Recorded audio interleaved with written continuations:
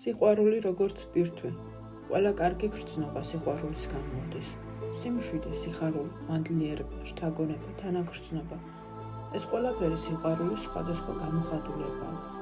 სიყვარული არ არის მხოლოდ რომანტიკული განცდა, სიყვარული არის გაფართოება, კავშირი, მიღება, ღიაობა.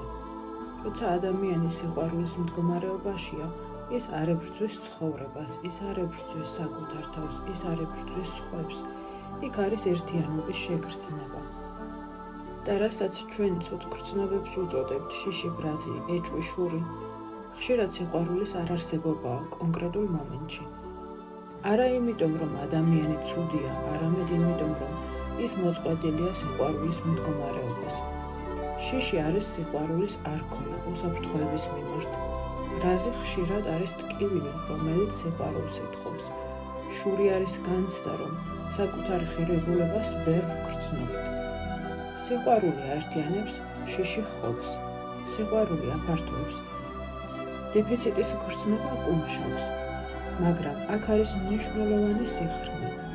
ცუდი გრძნობები არ არიან მტრები, ისინი სიგნალებია. ისინი გვაჩვენებენ სად ვართ დაშორებული სიყვარულს საკუთარი თავის მიმართ, სხვების მიმართ, ცხოვრების მიმართ. როცა შიშს გრძნობით საჭიროა არა მისი ჩახშობა, არამედ კითხვა. სად მჭირდება აქ მეტი სიყვარული?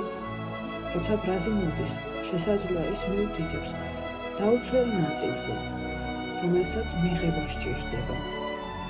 სიყვარული არის შინაგანი ცენტრი.